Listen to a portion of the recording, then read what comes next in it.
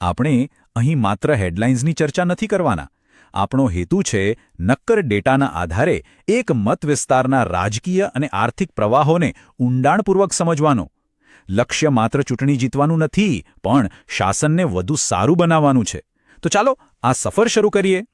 આપણી વાત શરૂ થાય છે ગુજરાતના દાહોદ જિલ્લામાં આવેલા લીમખેડાથી. આ ખાલી એક ભૌગોલિક સ્થાન નથી, આ એક એવી જગ્યા છે જ્યાં અનુસૂચિત જનજાતિની એક આગવી ઓળખ છે, અને એ જ ઓળખ ત્યાંની રાજનીતિને ઘડે છે. આ પૃષ્ઠભૂમિને સમજ્યા વગર કોઈ પણ વિશ્લેષણ અધૂરું જ ગણાય. કોઈ પણ અસરકારક શાસન કે રાજકીય વ્યૂહરચનાનો પાયો ધારણાઓ પર ન ટકી શકે. એનો આધાર તો લોકોના રોજિંદા જીવન, એમની સમસ્યાઓ અને એમના ઇતિહાસની ઊંડી સમજ પર જ ટકેલો હોવો જોઈએ. આ જ આપણો પાયાનો સિદ્ધાંત છે. તો આજે આપણે શું જોવાના છીએ? સૌથી પહેલાં લીમખેડાની નાળ પારખીશું, પછી ચૂંટણીના પરિણામોનું વિશ્લેષણ કરીશું, ભૂતકાળમાં શું બન્યું એની પેટર્ન સમજીશું, અને છેલ્લે ભવિષ્ય માટે એક નક્કર બ્લુપ્રિન્ટ તૈયાર કરીશું.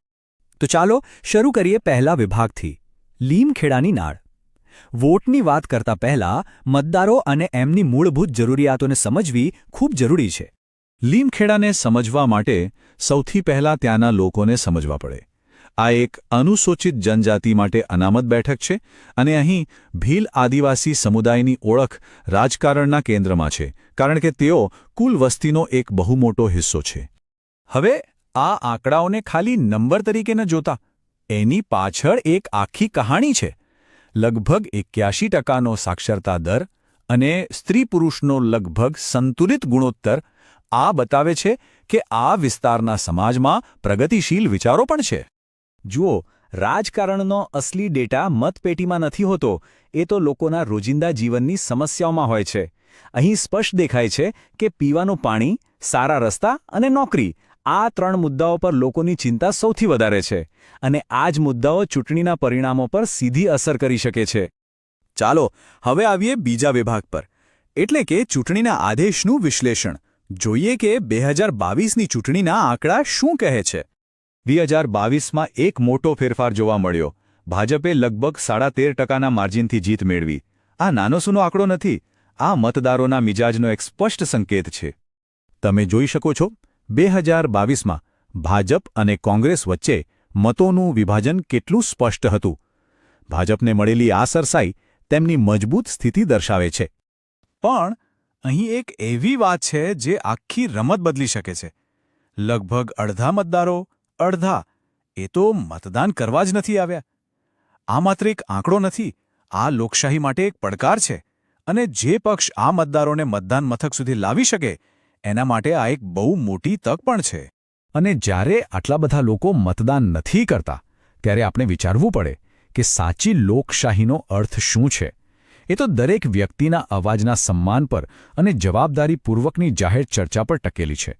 દરેક નાગરિકની વાત સંભળાવી જોઈએ. હવે ત્રીજો વિભાગ, ભૂતકાળની પેટર્ન. કોઈપણ મતવિસ્તારને સમજવા માટે ખાલી એક ચૂંટણી જોવી પૂરતી નથી, આપણે એનો ઇતિહાસ જોવો પડે. કારણ કે એક ચૂંટણી એક ફોટોગ્રાફ જેવી છે, પણ ઘણી ચૂંટણીઓ મળીને એક આખી ફિલ્મ બનાવે છે. આ ટેબલ જુઓ. છેલ્લા લગભગ 30 વર્ષથી લીમખેડા કોઈ એક પક્ષનું રહ્યું નથી. ક્યારેક ભાજપ તો ક્યારેક કોંગ્રેસ. તે સતત બંને પક્ષો વચ્ચે ઝૂલા ખાતું રહ્યું છે. આને જ કહેવાય એક અસલી સ્વિંગ સીટ. હવે ખાસ કરીને કોંગ્રેસની જીત પર ધ્યાન આપો. એક પેટર્ન દેખાય છે. 1998 અને 2017માં જ્યારે કોંગ્રેસ જીત્યું છે, ત્યારે મતદાનની ટકાવારી ઓછી રહી છે. આનો મતલબ શું? કદાચ એ કે કોંગ્રેસના સમર્પિત મતદારો તો મત આપે જ છે, પણ બાકીના મતદારો, જે કદાચ નિરાશ હોય, એ ઘરે બેસી રહે છે. તો સાર શું નીકળ્યો? 1. લીમખેડા એક સ્વિંગ સીટ છે. 2. કોંગ્રેસને ઘણીવાર ઓછા મતદાનથી ફાયદો થાય છે.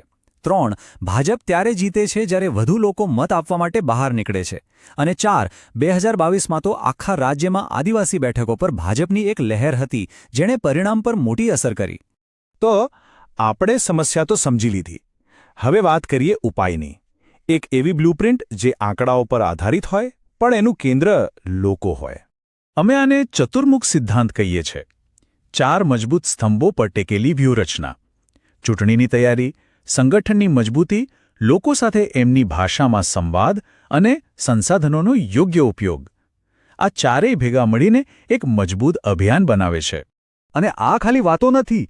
આ જુઓ, 90 દિવસનો એક નક્કર એક્શન પ્લાન, ખાસ કરીને મહિલા મતદારો માટે. પહેલા 15 દિવસમાં પાયો નાખવાથી લઈને લોકો સાથે જોડાવા, એમને સમજાવવા અને છેલ્લે મતદાનના દિવસ સુધી એમની સાથે રહેવા માટેનું એક સ્પષ્ટ માળખું. હવે જમાનો બદલાઈ ગયો છે. મોટી મોટી રેલીઓનો સમય ગયો. હવે વાત છે સીધા સંપર્કની. નાના વોટ્સએપ ગ્રુપ દ્વારા લોકોની પોતાની બોલીમાં. આનાથી માત્ર વિશ્વાસ જ નથી વધતો, પણ અફવાઓ પર તરત કાબૂ પણ મેળવી શકાય છે.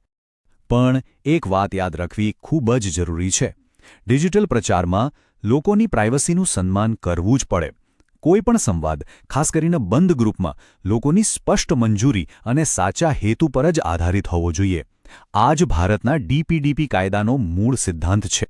આ બધી વ્યૂહરચના પછી પણ સૌથી મોટો સવાલ તો એ જ રહે છે કે એક નેતા જે વચનો આપે છે અને લોકો જે રોજિંદી મુશ્કેલીઓનો સામનો કરે છે એની વચ્ચેની ખાઈ કેવી રીતે પૂરશે? કારણ કે આખરે ધ્યેય માત્ર ચૂંટણી જીતવાનો નથી. અસલી પડકાર તો એ વિશ્વાસ કમાવાનો છે જેના આધારે 5 વર્ષ સુધી અસરકારક રીતે શાસન કરી શકાય. ચૂંટણી તો માત્ર શરૂઆત છે. જો તમે જનકેન્દ્રિત નેતા બનવા અને તમારા મતવિસ્તારનો ઉત્કર્ષ કરવા માંગતા હો તો blueprintstrategies.ai નો mgr@blueprintstrategies.ai પર સંપર્ક કરો અથવા 08042041602 પર કોલ કરો. રાજકારણથી પરનો હેતુ.